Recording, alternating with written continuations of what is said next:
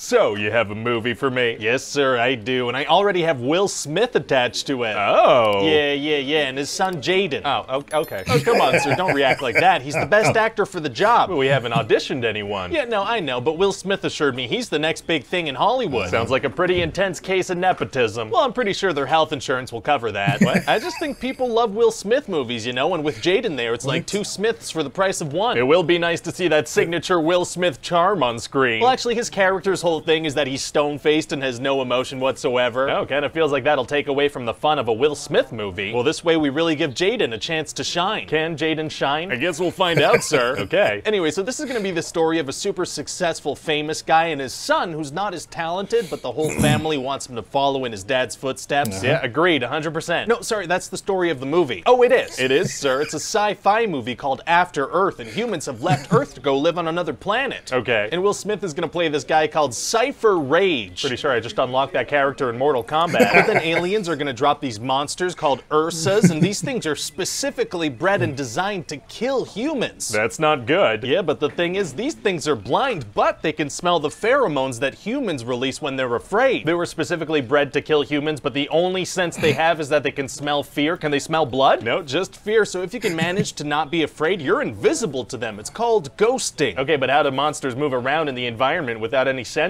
I don't know, but they also impale humans on trees as a way to make other humans feel fear. How do they even know that the trees are there? Trees don't get afraid. No idea, sir. But anyway, Cypher Rage, he's very good at ghosting, so he's kind of a big deal. Oh, so he could straight up walk around and shoot them all? That's pretty cool. Yeah, you'd think so, but for some reason in the future, they only use these cutlass blade weapons. Seems like a gun would be a whole lot more effective. Yeah, but then these monsters wouldn't even be a threat, really. So why don't they? So the movie can happen. Oh, okay, gotcha. Anyway, so his kid Katai, he wants to be like his dad, but he's just not as good, you know? He can't even ghost. Okay. And later they're gonna be on this ship, and it's gonna end up crashing on Earth. That's where I live. Same here, sir. So Cypher Rage and his son, they're the only ones who survived the crash out of the whole crew. Wow, what are the odds of that? Oh, I have no idea, sir. I've never been good at math, to be honest, or science, or writing. Doing things is hard. Yeah, so they both survived, but Cypher has 2 broken legs. You need those to walk. Exactly, you do. So now Katai, he has to find an emergency beacon in the tail of the ship, which is 100 kilometers away. Okay, big journey. But also one of those monsters was in a cage on the ship, so that's probably running around free. That's not good. And so Cypher explains to his son that, you know, everything on Earth has evolved to kill humans. Oh, it did? Yeah, pretty scary, right? When did that happen? In the past 1,000 years, I guess. Oh, pretty sure evolution takes longer than that. Well, debatable. Also, if humans left, how did things evolve to kill something that's not even there? Oh, sir, I'm gonna need you to get all the way off my back about evolution, because this is the whole premise of the movie we're talking about. Oh, okay, let me get off of that thing. Thank you, sir. So Katai takes off, but his dad, he's gonna be able to talk to him and see him the whole time. Oh, that'll come in handy. Yeah, so Katai is out there, and almost immediately Cypher detects an enemy approaching on the radar. Uh-oh. And it turns out to be a baboon, so Cypher is like, you know, don't move at all. Wow, well, thank God he has his dad in his ear. Yeah. So Katai throws a rock at the baboon, and then the radar lights up, and it turns out there are a bunch of baboons. How come those didn't show up on the radar as they were approaching like the other one? Unclear. Oh, sudden baboons are tight. Yeah, so Katai's gonna have to run super fast because the sudden baboons, they're pissed. Very exciting. And he's gonna get away, but then he's gonna get a parasite on him, and he's gonna turn into Will Smith and Hitch, and then he's gonna have to inject stuff into his heart, and he's gonna pass out. Oh, okay, yeah, no, I mean, I guess that can happen too. It will. Well, okay then. Oh, also, I forgot to mention that there's not enough oxygen on Earth, so Katai needs to use these little capsules to stay alive. Oh, because like humans destroyed all the trees and stuff? No, there are just a ton of trees. It's basically a jungle. Don't trees produce oxygen? I don't know. I guess they evolved to not produce a lot, so humans would die. And what about the animals? They're okay with the lack of oxygen? Yeah, they're fine with it, because they also evolved in the past 1,000 years. I truly feel like that's not how evolution works. Also, the temperature drops to below freezing every single night. And all the animals, they're cool with that too? Well, there are these hot spots that don't freeze every night, so, you know, Katai has to make his way to one of those every night. Well, won't those spots be crowded with wild animals? Somehow, no, they won't be. Well, okay then. Oh, also, you know that thing where movies have like a single flashback, but they break it up into little tidbits and spread it out throughout the whole movie? Oh, we're gonna have some flashback tidbits? We're gonna have some flashback tidbits. Wow.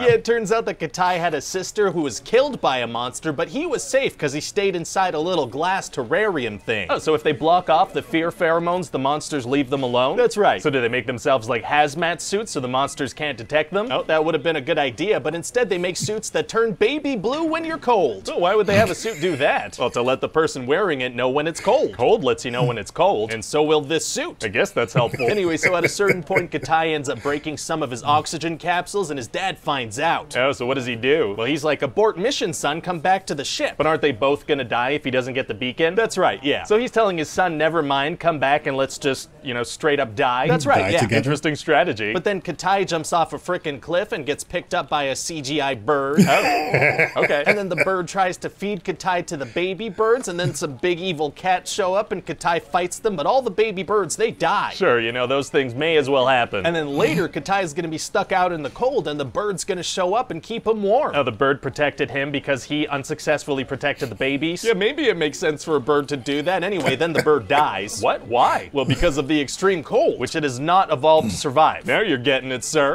I'm not. Anyway, finally, Katai finds a beacon, but then he's gonna encounter one of those fear monsters. Oh man, gonna be tough to battle a blind fear monster, I bet. Actually, it's gonna be super easy. Barely an inconvenience. Oh, really? Yeah, pretty much out of nowhere, he decides to become completely emotionless, which is maybe a nice message for this movie, and you know, that works like magic. Well, thank God the monsters have literally no magic. other senses to go off of. Yeah, things really worked out for the Rage family. And so they both survive? They do, and then they see some whales because we mentioned Moby Dick a couple of times in the movie. So what do you think? Well, I mean, it sounds like he won't be doing much, but if Will Smith believes in this movie, I mean, I don't think it can fail. So there we go, After Earth. I actually didn't expect that he'd be doing this one. When I saw it show up, I was like, oh, hey, look, nice. And it's funny, like this movie, I watched it one time and then I've never touched it again. So there is a lot that I don't remember, but everything he brought up, it just brought everything back to mind. I remember it being a scenario feeling like this is pretty much a movie that is inhabiting real life, or at least referencing real life, because Jaden Smith, in a sense, he was supposed to be the next big thing from the Smith family, at least for when it comes to Will Smith and being an actor. And he tried. He did Karate Kid with Jackie Chan, and you know, he did this. It was maybe something else he did, but now he's, you know, he's into music and other stuff. But it just didn't work out. Not in the way I think the family was hoping, but especially for M. Night having directed this, because it was just completely out of nowhere. He had done The Last Airbender 3 years prior, because this After Earth came out in 2013, and The Last Airbender came out in 2010. But prior to that, he had Lady in the Water, The Village, which I actually love. The Happening was right before Last Airbender. So he kind of had like 3 stinkers in there before he did The Visit, which I thought I actually really enjoyed The Visit. But yeah, M. Night's track record was pretty shaky there for a while, and to some still is. But I thought this was pretty funny. I love this one. And he hits everything on the nose when it comes to the different story elements and how just a lot of the stuff didn't make much sense. But obviously they wanted to make the movie happen, and you know, they did it. But After Earth gets a really bad rap, and rightfully so, because it's not a good movie. And it's one of those scenarios where it's like, you know, Will Smith's in there, but he's kind of not, because this was supposed to be really more of a starring vehicle for Jaden. But the way that the you know, the trailers go, even some of the art for the film, like the posters, it shows like Will Smith is prominently going to be in this movie, and overall he really isn't. That's one of those movies where I'm like okay with never seeing it again. I don't have to see it. I'll see it in scenarios like this, with pitch meetings and comedy shorts and reviews, but watching the film again, I'm good. I'm okay. Overall, those are my thoughts on After Earth pitch meeting from Ryan George of Screen Rant. I thank them so much, because them doing these pitch meetings is amazing, and I love watching them, and I hope you enjoy watching them with me, as far as, you know, just getting a good laugh. Overall, that's really what it is at the end of the day with these. But in the comments below, let me know your favorite part of this pitch meeting. Maybe put a timestamp towards it if you want to, and also let me know what you think or thought of After Earth if you have seen it. I want to hear what you have to say, so leave that in the comments below. Again, subscribe if you haven't done so already. If you enjoyed this content and want to see more, hit that notification bell and like this video. I would really appreciate it. But as always, I will see you guys on the next one.